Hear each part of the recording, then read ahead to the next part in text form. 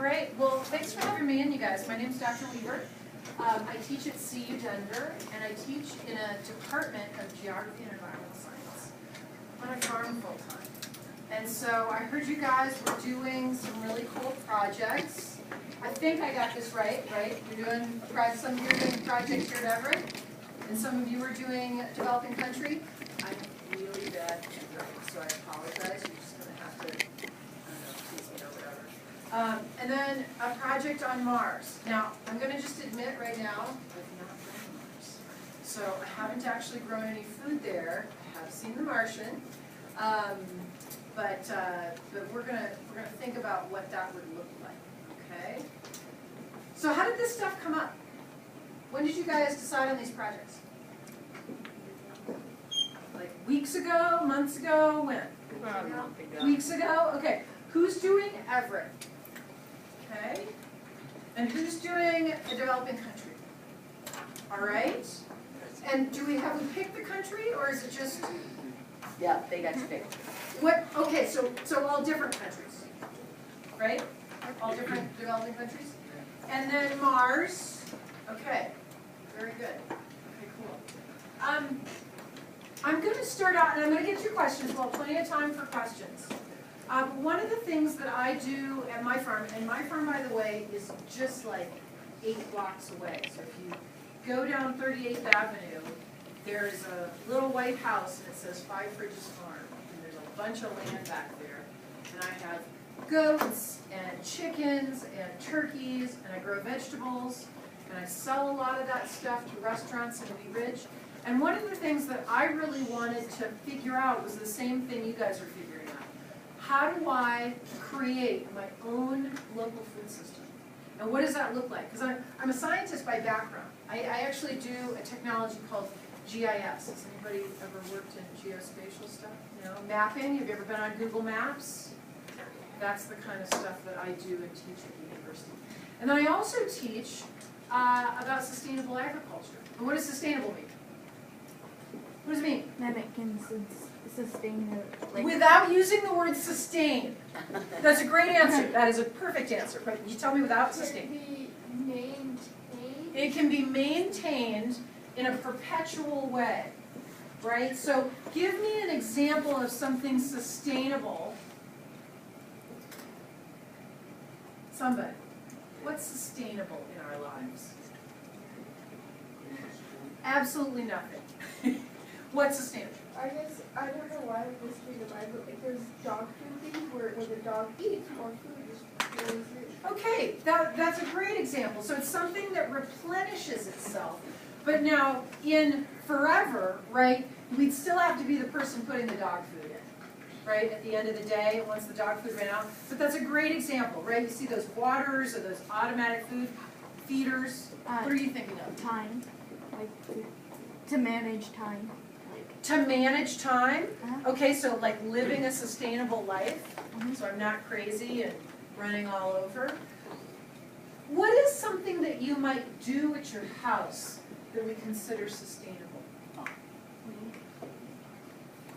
Oh, sleep's actually a really sustainable thing for a person. Do any of you recycle? Put the recycling out? That's a sustainable thing. Back here, did you have another idea? Okay, so we recycle. Do any of you sort of consciously not use a ton of water? That's being sustainable in a dry place like Colorado.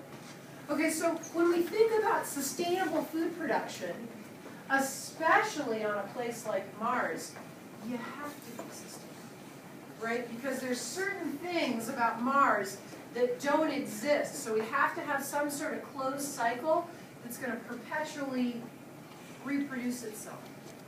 Now here, we have the luxury of not being so sustainable. Because at the end of the day, I can go to the grocery store and get something packaged in plastic, and I can throw away that plastic, and I can eat that. What's your favorite packaged thing? Ramen. Ramen, big one. I love ramen. What else?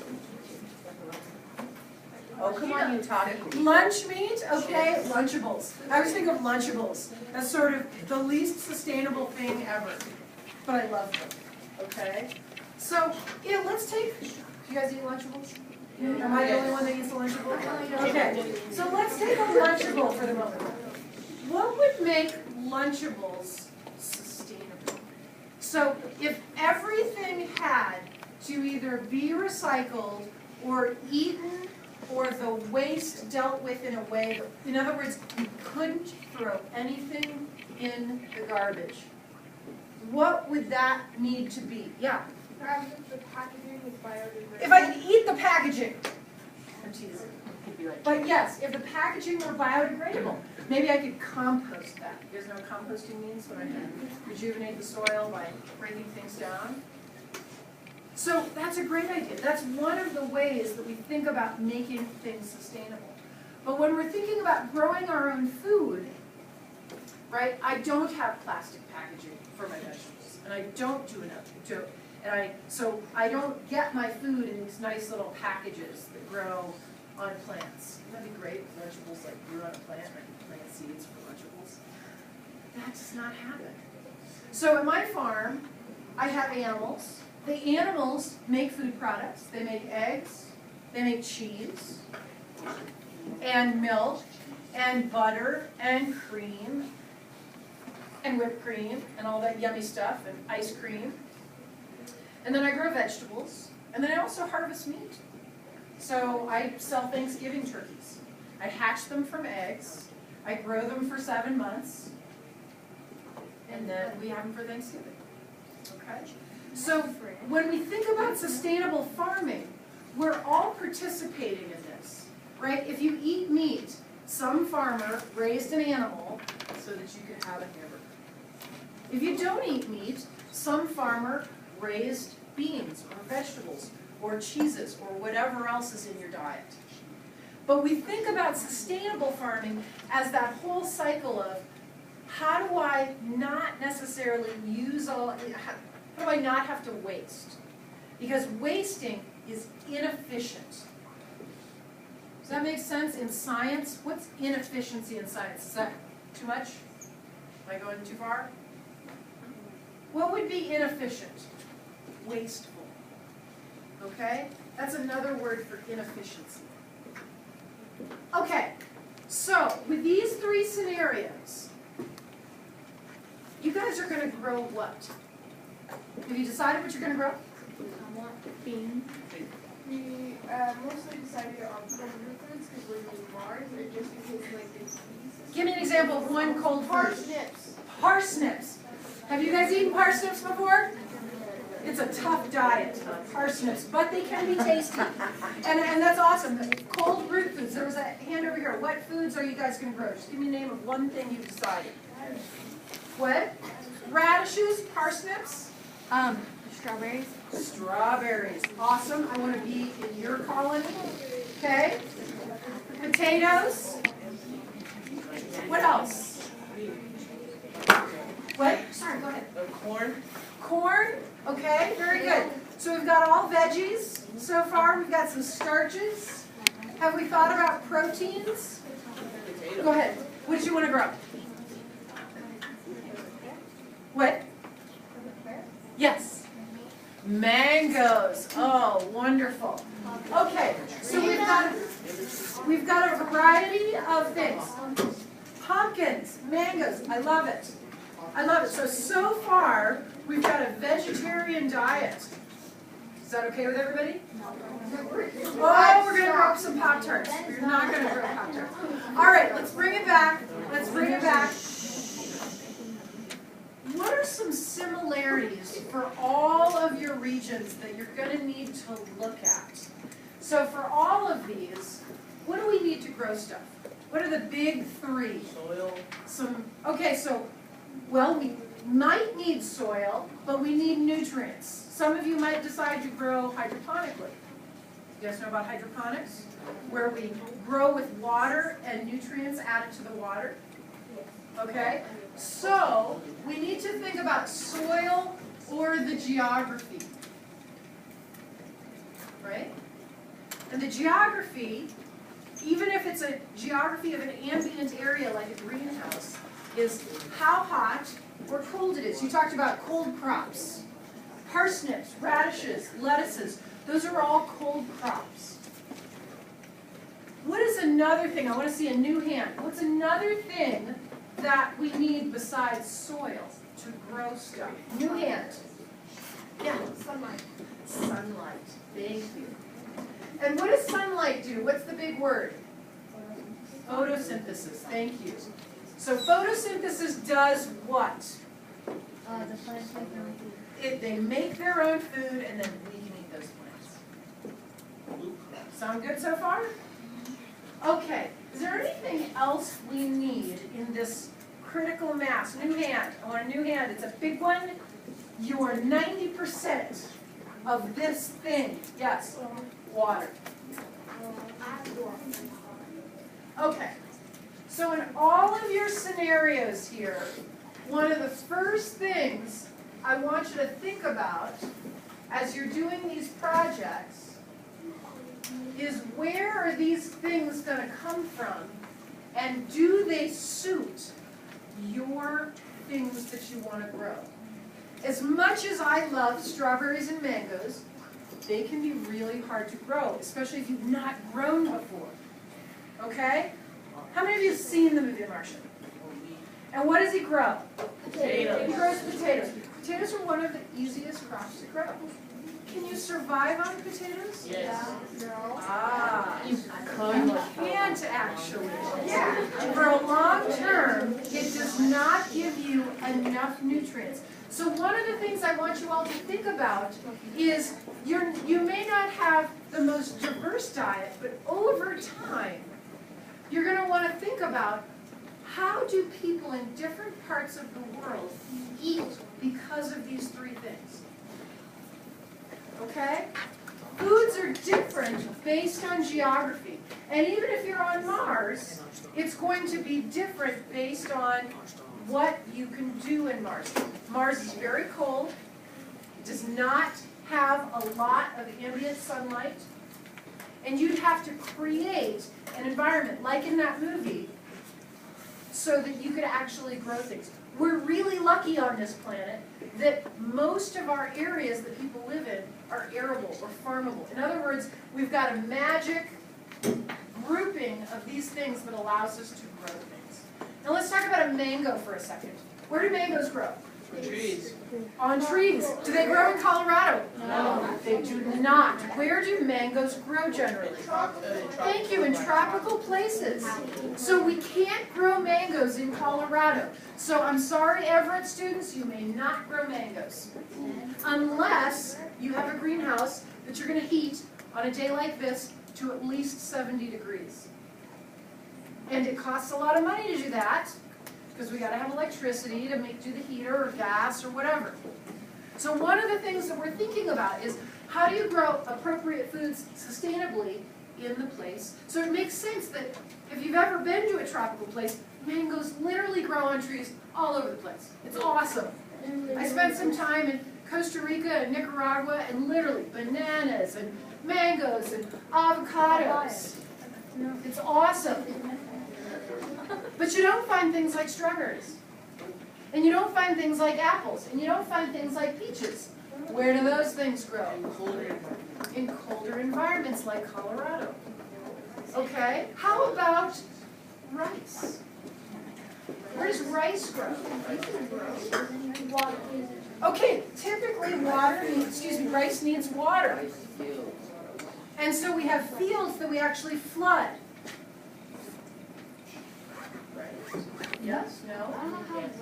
Where do we grow the majority of rice in the world? In Asia. Now, why do we, it's one of these things where, have you ever asked yourself, why do people eat certain things from certain places? Asian food often has a lot of rice in it. Why? Because geographically, rice is a really geographically appropriate thing to grow in the Asian region.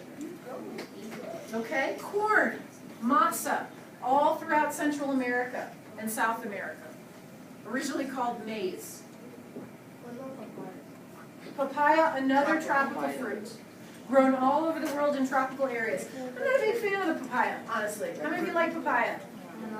You realize that half the people in the world will love papaya and half the people in the world will think it smells and tastes like dead things rotting. I'm one of those people. I don't like papaya. I don't like melon either, though. So you know, I know what's wrong with watermelon. Okay. So I'm ready for your questions. Just remember, one of the things I want you guys to think about is how are you going to meet all these needs in a way that is sustainable? Okay? Because growing things is one thing, and then you got to keep growing. All right. How do you guys want to do the questions? Okay, you want me to just take hands? Yeah, and then I have, if they have, where they don't have any more questions, I've got some for my third hour. Okay, all right. Yes? Why do you think artificial sunlight or grow lamps for a Mars community?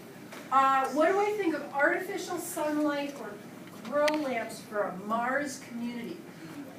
How long are the days in Mars? They're 26 longer, they're 24, 26 hours, so they're just a little bit. Okay, so they're about the same daylight. Yeah, 31. You may not need artificial light, but with solar technology, you could certainly have lights going all of the time on your plants. So I would think that would be a good idea as long as it made sense and you had the ability to keep light on those plants all the time. But really, the key thing isn't going to be sunlight in Mars. It's going to be keeping your crops warm and having a material to grow in. Okay? Because you have to be really good at hydroponics to grow things in water, literally. Back here. Yeah? What is your preferred soil to use to grow crops? Say that one more time. What is your preferred soil to grow crops? My preferred soil. Good soil. There is a designation in the U.S. that we call prime farmland. And not all soil is prime farmland. There is a magic group of phosphorus and nitrates, the things that are in animal poop. Okay?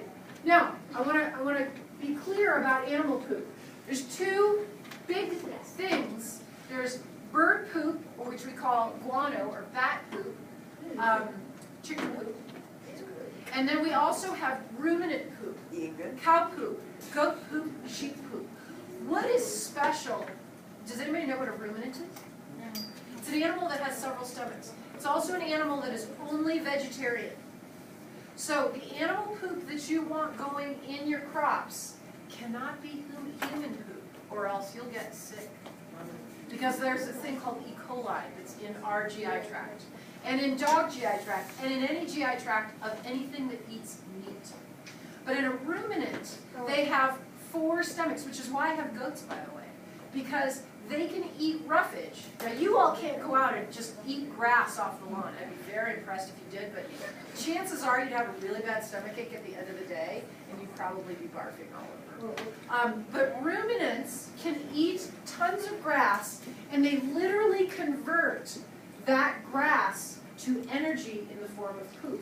Poop's great for lots of things. It invigorates soil by adding nitrates and phosphorus, and it can also be used as an energy source. It's a hot thing, we call it, chemically hot, and it physically stays warm. I gave you a really long answer to that question. I get super excited about talking about poop. Sorry, guys. Go ahead. Make sure you've got an animal, a sustainable animal that you're not going to eat for meat. Okay? A chicken, a goat. Sheep are kind of stinky, I'll be honest with you. Goats know their names, they're like dogs. Go for a goat. Go ahead. What kind of animals could we put on Mars? What kind of animal could you put on Mars? Well, we're an animal. So just about any animal, I would say, personally, since you have to be in an enclosed environment in Mars, I would think about the animal and the methane they produce. So I wouldn't take a cow, because a cow takes a lot of water. So you want an animal that is sustainable. And again, I'm going to say go for sheep or goats. 2 of the most sustainable animals for meat and milk around the world are goats and sheep. More meat and more milk is drank from a goat around the world, speaking of your developing countries, than any other animal, because cows are less efficient and they off-gas. They off-gas carbon. Now we can mitigate that in different ways, but they wouldn't be a super sustainable animal to take to Mars. So think your small ruminant or maybe a chicken. Now rabbits are good, but think of a byproduct animal. Okay? A goat, you both get a product of meat and milk. Okay? And same as a chicken. You get eggs, and you can also eat that chicken. All right? I know this sounds gross, folks, but these are things you eat every day. I'm just a little bit closer to it than you guys. Okay, have you asked me a question yet? Okay, go ahead. What type of irrigation would you suggest? Ooh, well, it depends on the environment. So here in Colorado, we don't have a lot of water. So there's different ways to irrigate. We call it broadcast. When you see sprinklers going across the lawn or the automatic watering systems, we do those at night to avoid this thing called evaporation. Have you guys talked about evaporation? All right, good. So what we do is we often put little drippers on each plant, which I would say would be super important in the Mars environment as well. Okay, now each plant likes to be watered differently. So you can't grow basil next to strawberries. Actually, you can. Let me think of two different words. Potatoes and corn. Different plants. They like to be watered differently. So you might have to make some decisions about, hey, and the reason he picks potatoes in the Martian is because it's one of the easiest plants to grow. You get a fruit very quickly. It's a tuber, so it grows a little bit differently than a plant, but you don't have to wait for it to sort of come out and grow a fruit. You'll be waiting a long time for a mango, a peach, or a strawberry. I love them, but you got to have time. Mangoes and peach trees need at least 3 years before they're ready to fruit. So you'd be a long time on Mars. So you need to check out how fast. That's another thing about animals. How fast is that animal going to reproduce? Rabbits, while they don't make any milk, reproduce really fast. So you've got a really sustainable meat source. If you've never had rabbit, it's very good. It's actually very fancy. French love it. Okay, did I answer your question? Okay, you've already asked a question, somebody new. Did you guys have a question over here? Yeah. Don't let the cows or whatever, don't they regurgitate and also what's their protein for? Yes, but because they are a ruminant, they have 4 stomachs, 3 or 4 stomachs. And their poop, because they're vegetarians, is used for fertilizer. Goat poop, cow poop, sheep poop, don't use horse poop. Horses are not ruminants. And they're not very good to eat either. Yeah. So I have a question from one of the kids. What's the most efficient ways to conserve water? Because if they're on Mars, they don't have like an endless supply in their ecosystem. What would be the best way to conserve? You know, something I'm learning about, I just bought a new book and had an author over to the farm who wrote this book on that very question. How do we most efficiently get water both to our crops and into our physical system? And it turns out, you guys have an aloe plant in here? A succulent? Yeah. That I can break open? I need something that, so when you break open an aloe vera or a succulent, there's a gelatinous, water is held in a gel form. The outside of an egg, the white of an egg, is a gel form of liquid. It turns out, and you know this whole thing around chia seeds? You guys been hearing everything has chia seeds in it, these little black seeds? Those, it's not the chia seeds that are good for you. The chia seed makes water more gelatinous. Can I take a? Yeah. Okay. Isn't that like Oh, here's one that's broken off already. So inside a succulent plant, this is a super efficient bioavailable, is that an okay word to use?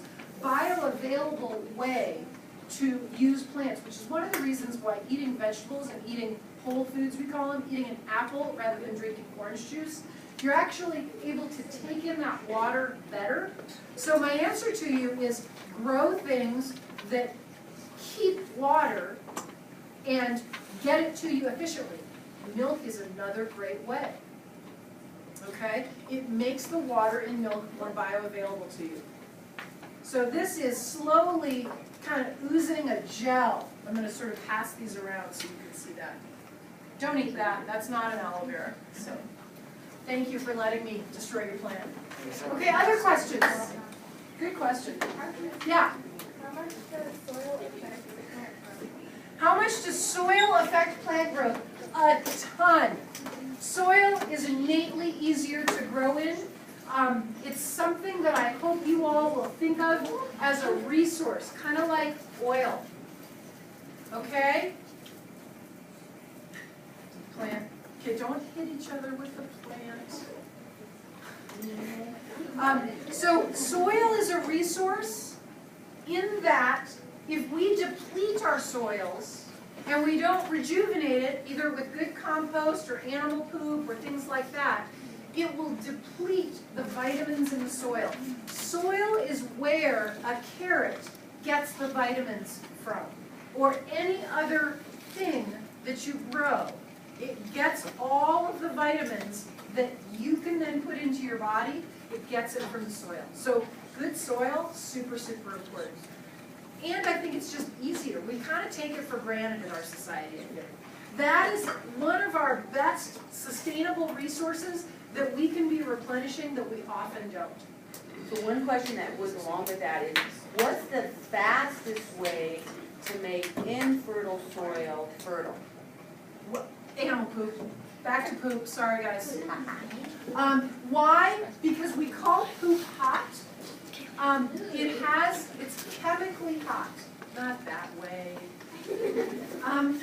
It's chemically hot, which actually means it has more chemicals that then create this really awesome soil that can return the vitamins that you were talking about.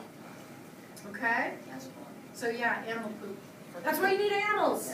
You need animals in all these places. Over here. Do you face the problem of soil exhaustion, and if you do, how can you prevent it? Soil exhaustion? Is that what you said?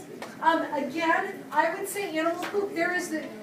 So it turns out, and this is a big thing that I'm going to tell you. You know we have this issue with carbon, with too much CO2? It turns out that if we start rotationally grazing, which means putting ruminants on all of the grasslands around the world, we can not only sequester carbon, but we can rejuvenate all of our soils. So again, I'm going to go back to animals and this idea of rotational grazing, which is where animals aren't allowed to eat all the way down to the root. They're moved to a different area so that the soil can be maintained and the topsoil and the plants that live on that top layer can be maintained. Does mulch help plants grow? You bet. Mulch, so what are all these things? So there's poop, that we talked about. Poop is different than compost. Compost, or mulch is before it becomes compost. Mulch is where we have chopped up leaves or cardboard or other things that are or food clippings that are gonna then break down into soil. How do they break down into soil? Worms and bugs and all this awesome stuff. Take the nutrients out of the leaves and the food and all that stuff that photosynthesized, and it puts that nutrients back in the soil. It's not as fast as poop. So the real trifecta is not only composting your waste, but also adding the animal matter to it as well. Oh, I think you've asked a question already. Can I get some new hands? People have questions? Okay, you want me to go to yours? So there's a couple of the kids had a question about, I'll come back to you, I promise. could you have something like this on Mars or in a developing country that would help conserve water and grow? You bet. So what we've done here is we've covered the top of it. So we call this kind of a terrarium idea. It's a mini greenhouse where we're actually circulating the water. Now it's still losing a little bit of water, okay? Because it's not completely sealed and you don't want it completely sealed. But this is a great way to conserve water. So remember, it's not only the plants you grow, it's how you grow it in the geography appropriate to it. So yeah, you could. But what's happening when it's enclosed like this is what I have to do to replenish this is I have to dump it all out and regrow it. So I would encourage you guys to think about things called successive planting. So you're not just going for one thing and then you're going to have this crop. You're going for different, that's another thing he did I was obviously a little obsessed with the growing section in that movie.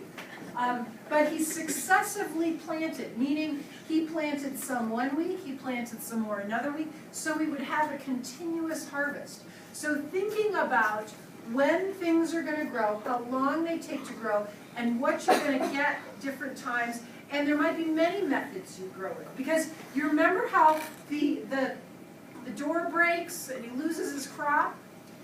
He had all of his eggs in one basket. He might have had another area that was locked off where, I realize he was stuck on Mars, and again, I've never grown on Mars. But thinking your contingency plans for what if it all fails, okay? Do you have something that's going to provide some food? And that's why I'm going to argue, take a couple animals that can reproduce, that will give you some protein. Okay, milk and eggs provide protein. You actually don't need meat if you have milk and egg protein. All right? So that's a key thing. If you're gonna support people, you gotta figure out grains. You need a lot of space for grains. Vegetables for your vitamins, and then protein. Okay? That's cool. And just so some of you that might not know, this hasn't been watered, what was this, 2 years? 2 years? That was Was it last year. last fall? Yeah, last fall. Has not been Wow. open. That's awesome. Holy cow. And it hasn't molded or anything. No? Interesting. That's awesome. Yeah. So cool, all right. Okay, I'm ready for it. So what are the best nutrients for plant growth? The best nutrients, you will need to test all. So again, pick easy things first. I sort of think about when you're doing scenarios like this, assume people know nothing. All right? Assume in our society that they know nothing about growing. So when people come to my farm and they say, I want to grow strawberries, I start them off with parsley, because it's a very easy plant to grow. And if they can keep parsley alive, then we'll graduate up to other things. Okay? So I realize I sort of didn't answer that, but it really depends on your group of people and the knowledge that you're sort of spreading about how to grow. Mangoes, some things like that, depends on where you live. But specifically food crops that we call annuals, in other words, you have to replant them every year. Some things I can't even grow. Corn, everybody loves corn, super hard to grow. Takes a ton of water, and then Americans typically don't like, there's a fungus that can grow on corn, and they don't like that. It's called corn smut in the United States. In Mexico, it's called huitlacoche. It's this amazing mushroom that they put in quesadillas and things. I love it. I actually try and get corn smut in my corn because it makes it more tasty. I'm not a big fan of corn, so it really depends. Funguses, though, mushrooms, another big important thing. That is mycology, or mushrooms, one of the biggest ecosystems in our planet are actually the fungi that live in the soil. If you had to pick one fruit and vegetable for each location, what would you pick? How long do we have? Is this fine. forever? Are these Yeah. scenarios forever? I'm living Yeah. here forever. Yeah. Oh gosh, well, I love the things that make each of these geographies different. I love fruits and berries, so I'm gonna pick trees that can sustain with juicy products every year. So apples, peaches, plums, cherries. Can Yep. Here. Here, I'm gonna go with, the developing countries I've lived in have been tropical. So I'm gonna go with mangoes, bananas, avocados. Jackfruit. What if it's not tropical? What if you're in a developing country that's not tropical? Depends on the water resources. Okay. Okay, so when we think of other developing countries, a lot of times water is the big resource issue. It all comes down, you cannot assume that you will just have water. Just so you know, I pay a lot of money for the water I put on my crops than to sell my crops. So it's not something where you just get to turn on the faucet. You actually are paying for that water that you drink. When you start putting them on crops, my water bill is around $1,000 every month. Just to give you an idea of what it costs to farm with what we call domestic water, the water that comes through the tap. Okay? So that's definitely a thing. I know that's a. That's right. How about Mars? What would you pick? How about Mars? Mars, you've got to have a system to recycle water. So you're not only going to have, you're going to basically be taking anything that is like, you're going to be taking water out of that soil, you're going to be recycling all of your bodily function water, and it's going to get cleaned and it's going to come back through your systems. Sorry folks, if you want to live on Mars, you got to think about where that water's going to come from, because there's no water on Mars. There is. Well, how do you get to it though? Well, Usable water. Usable water. That's the key thing, usable water. And how much money does it take to get that water versus a recycling system that will take out and clean out the water that, again, creates this closed system? Because you're not just walking out the door on Mars, right? If you really want to see what it's like to live on Mars, go live in Antarctica. Go be part of those research teams for a couple months, and that'll give you an idea of having to stay in an environment without going outside because it's so cold. Does that make sense? And everything being ice. What else? Actually, I think we're about to. Are we out of time? 3 minutes Yeah. left. Hey guys, this was fun. Thank you so much. Good luck with your project. Thank you, Miss Harris.